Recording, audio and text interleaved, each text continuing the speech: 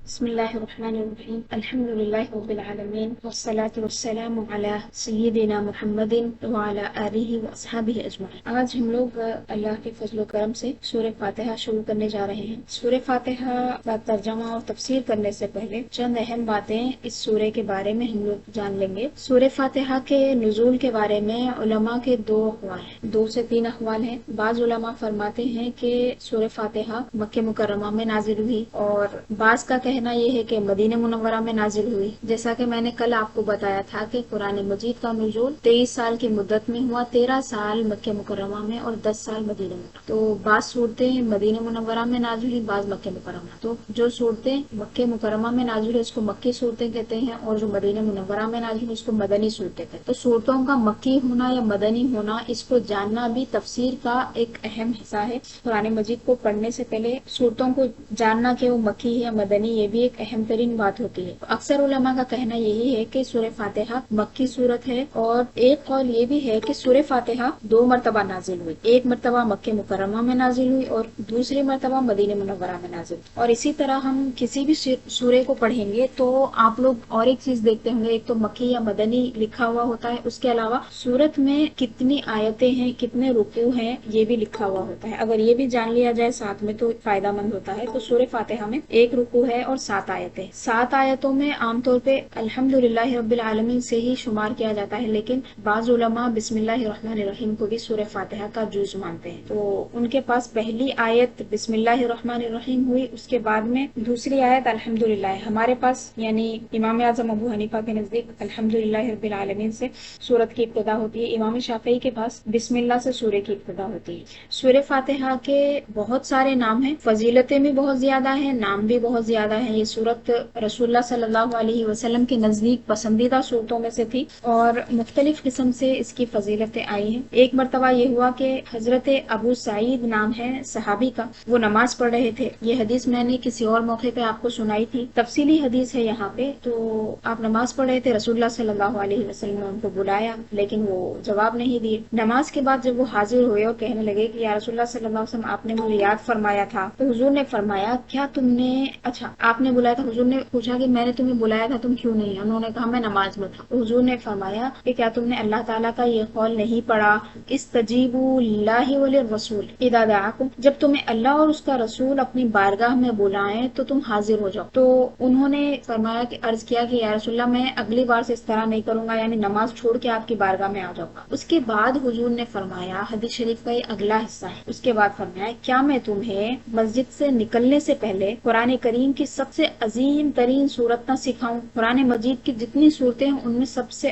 اعلیٰ اور افضل عظمت والی صورت نہ سکھاؤں؟ اس کے بعد اس صحابی کہتے ہیں کہ رسول اللہ صلی اللہ علیہ وسلم نے میرا ہاتھ پکڑ لیا، اور جب ہم وہاں سے باہر نکلنے لگے تو انہوں نے عرض کیا کہ یا رسول اللہ صلی اللہ علیہ وسلم، آپ نے فرمایا تھا کہ میں تمہیں قرآن کی سب سے عظمت والی صورت نہ سکھاؤں؟ تو حضور نے فرمایا وہ سورہ فاتحہ ہے، وہ سورہ الحمدللہ رب العالمین والا سورہ ہے۔ اس کے بعد فرمایا کہ وہی 7 مثانی ہے اور قرآن عظیم ہے جو اللہ تعالیٰ نے مجھے عطا فرمایا ہے۔ 7 مثانی ہے۔ اب جب ہم سورہ فاتحہ کے نام پڑھیں گے تو اس کے اندر ایک نام آپ کو 7 مثانی بھی ملے گا۔ اس کا مطلب کیا ہے؟ یعنی ایسی 7 صورتیں جو 2 بار پڑھی جاتی ہیں۔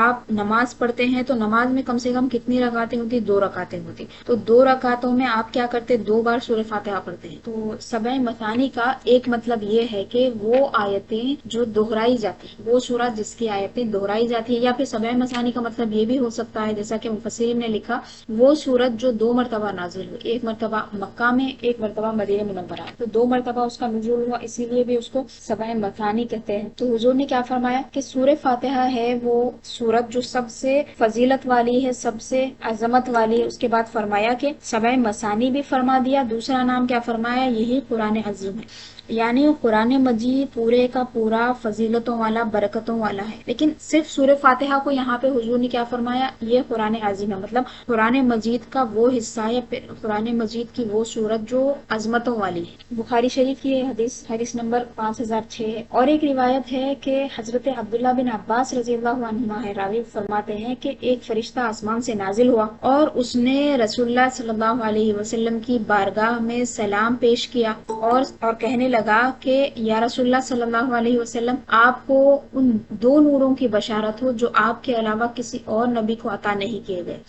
دو نور جو صرف اور صرف رسول اللہ صلی اللہ علیہ وسلم کو اللہ تعالیٰ نے عطا فرمائے ہیں، کسی اور کو نہیں ملے. وہ کیا ہے؟ فرمایا پہلا ہے سورہ فاتحہ، دوسرا ہے سورہ بقرہ کی آخری آیت. آخری آیت یعنی آمن الرسول سے لے کر ختم سورت. تو آپ یہ دیکھیں کہ اللہ تعالیٰ نے قرآن مجید کو جو فضیلتیں عطا فرمائی ہے، ایک ایک آیت کی تلاوت پہ بہت سارا ثواب ہے، ہر حرف پہ ایک نیکی ہے، اور ایک ایک نیکی 10 نیکیوں کے برابر ہوتی ہے. یہ تو پوری قرآن کی بات ہے، لیکن قرآن مجید میں بعض صورتیں ایسی ہیں جن کی فضیلتیں دوسری آیتوں سے اور صورتوں سے تلاوت کے اعتبار سے بہت بڑھ کے ہے، اور اسی طرح مضمون کے اعتبار سے اعلیٰ ہے. چونکہ سورہ فاتحہ کے جو مضامین ہیں، جس بارے میں یہ سورت بتاتی ہے، اس کو جب ہم پڑھیں گے تو آپ کو سمجھ میں آئے گا کہ اللہ تعالیٰ نے اس سورت کی اتنی فضیلت کیوں رکھی ہے. پورا نہیں تو چند باتیں تو سمجھ میں آ جائیں گی اللہ تعالیٰ کی توفیق سے. ظاہر سی بات ہے، احاطہ کرنا تو ہم میں سے کسی کے بھی بس کی بات نہیں ہے. حضرت علی کرم اللہ وجہہ کا قول میں نے آپ کو سنایا تھا. امام سیوطی نے الاتقان فی علوم القرآن میں لکھا ہے کہ حضرت علی فرماتے ہیں کہ اگر میں چاہوں تو سورہ فاتحہ کی تفسیر 70 اونٹوں سے بھر دوں. اب 70 اونٹ ہیں تو آپ سوچیں کہ ایک ایک اونٹ پہ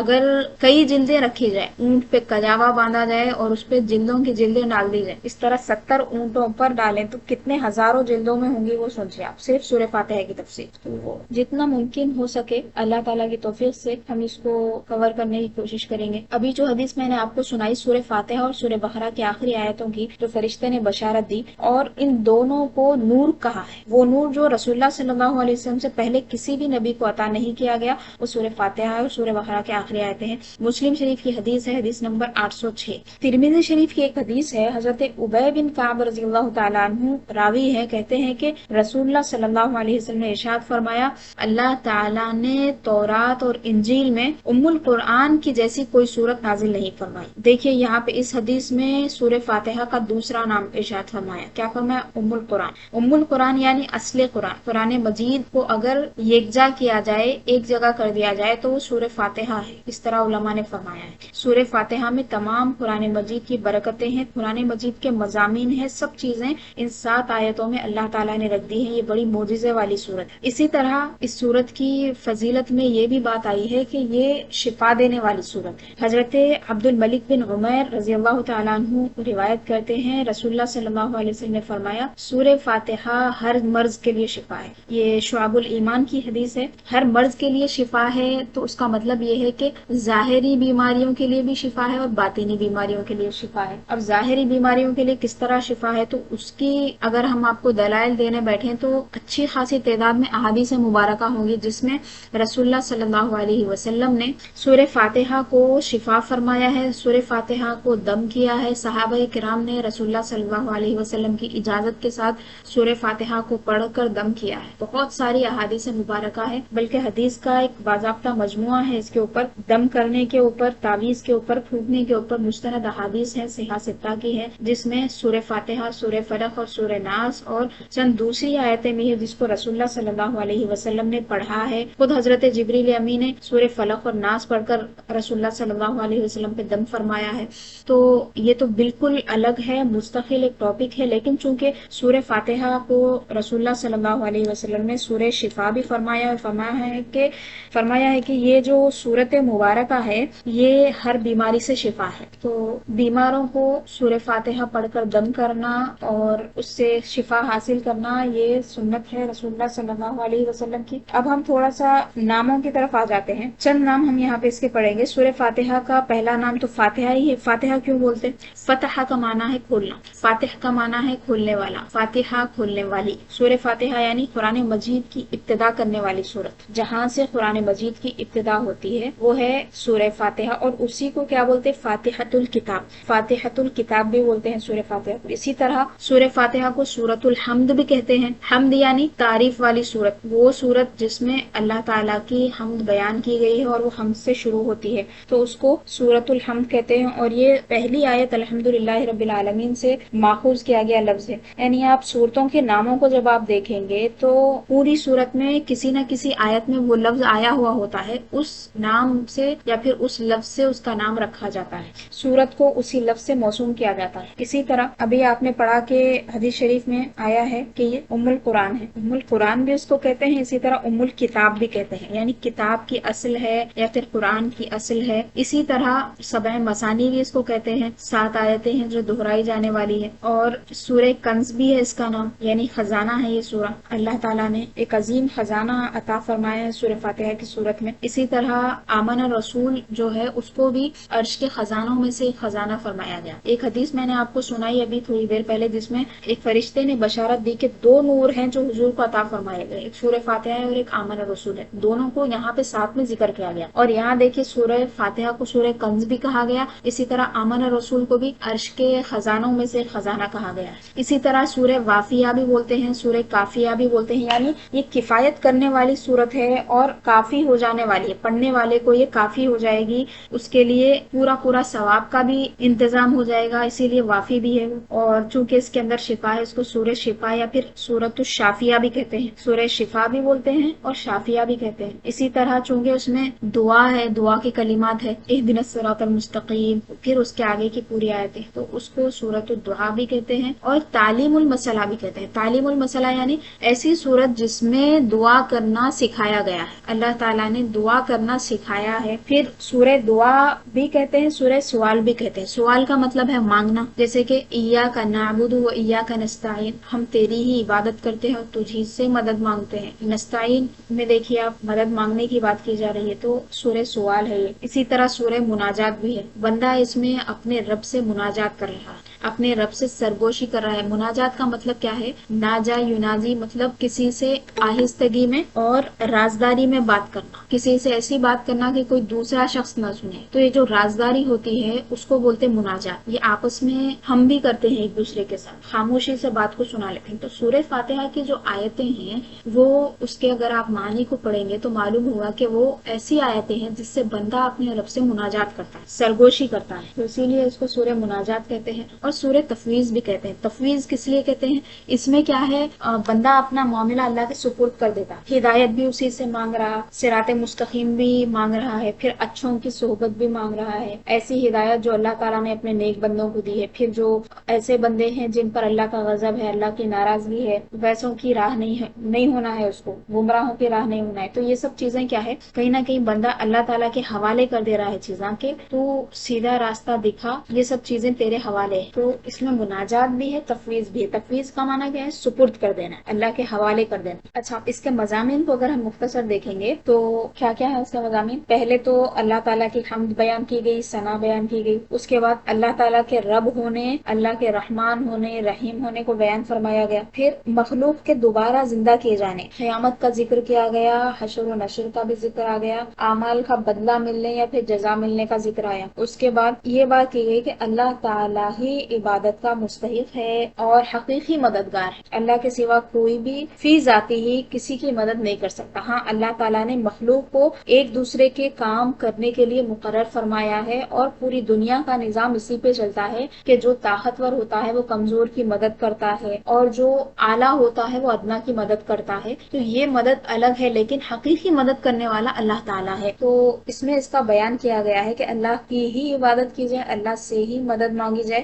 رسول اللہ صلی اللہ علیہ وسلم نے فرمایا کہ تم میں سے اگر کسی کا تسمہ ٹوٹ جائے تو وہ اللہ سے مانگے، اللہ تعالیٰ سے ہی مانگے، وہ اللہ تعالیٰ اس کو عطا فرمانے والا ہے. جب آیت آئے گی اس کی تفسیر ہم کریں گے پھر. اور اس کی وجہ سے جو بدعقیدگیاں بھی پھیلی ہیں، ہدایت والی آیتوں سے بھی جو فاسقین ہوتے ہیں وہ بدعقیدگی کی باتیں نکالتے ہیں. اور ایک آیت میں بار بار پڑھ رہی ہوں، اس کو آپ بھی یاد رکھیے، یضل بہ کثیرا ویہدی بہ کثیرا وما یضل بہ الا الفاسقین. اللہ تعالیٰ اس قرآن کے ذریعے بہت سوں کو گمراہ کرتا ہے اور بہت سوں کو ہدایت دیتا ہے، اور اس کے ذریعے صرف فاسقین ہی گمراہ ہوتے ہیں. تو جو آیتوں سے ہم استفادہ کرتے ہیں، معنی اچھے نکالتے ہیں، سمجھتے ہیں، اسی آیتوں سے بعض لوگ گمراہ بھی ہوتے ہیں. اس کو آگے پڑھیں گے تفصیل سے. اور ایک اہم مضمون کیا ہے سورہ فاتحہ میں؟ یہاں پہ دعا کے آداب بتائے گئے ہیں. اللہ تعالیٰ نے بندوں کو دعا کرنے کا طریقہ سکھایا ہے. اسی طرح اللہ تعالیٰ سے دین حق اور صراط مستقیم کی طرف چلنے کی ہدایت کی دعا کس طرح مانگی جاتی ہے وہ دعا اللہ تعالیٰ نے سکھائی ہے. نیک لوگوں کے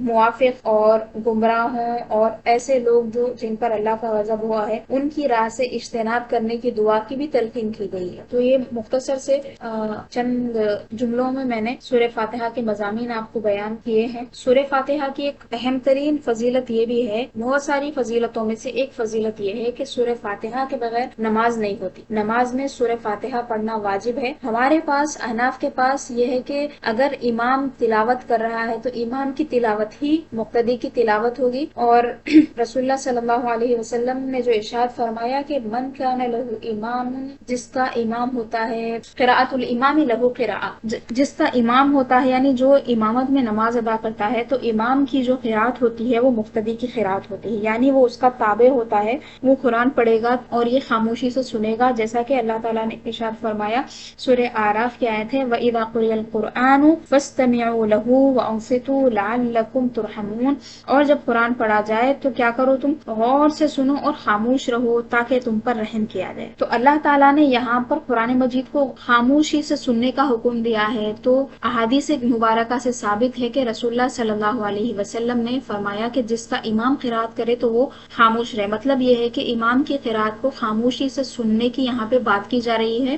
اسی طرح نماز کے باہر بھی اگر کوئی تلاوت کرے تو اس کی تلاوت کو بھی خاموشی سے سننا ہے. تو ایک فقہی مسئلہ یہاں پہ آ گیا چونکہ سورہ فاتحہ سے متعلق تھا، تو میں نے آپ کو بیان کیا کہ سورہ فاتحہ کی فضیلتوں میں سے یہ بات ہے کہ یہ مکمل سورت نماز میں پڑھی جاتی ہے، اس کے بغیر نماز مکمل نہیں ہوتی. سورہ فاتحہ کی تلاوت واجب ہے. لا صلاۃ لمن لا فاتحۃ لہ، او کما قال صلی اللہ علیہ وسلم. حضور نے فرمایا کہ جو سورہ فاتحہ نہیں پڑھتا اس کی نماز نہیں ہوتی. چونکہ یہ حدیث مبارک سے ثابت ہے اسی لیے سورہ فاتحہ کی تلاوت نماز میں واجب ہے. اور ترک واجب کرنے پہ سجدے سہو لازم آتا ہے. اگر بغیر سجدے سہو کے اگر آپ نماز مکمل کر لیں، سورہ فاتحہ نہ پڑھیں تو پھر نماز کو دہرانا پڑتا. فرض چھوڑنے سے جس طرح نماز نہیں ہوتی، واجب بھی چھوڑیں اور اگر سجدے سہو بھی نہ کریں تو وہ بھی نماز کو دہرانا ضروری ہے. صلی اللہ تعالی علی خیر خلقہ سیدنا محمد و آلہ و صحبہ اجمعین والحمد للہ رب العالمین.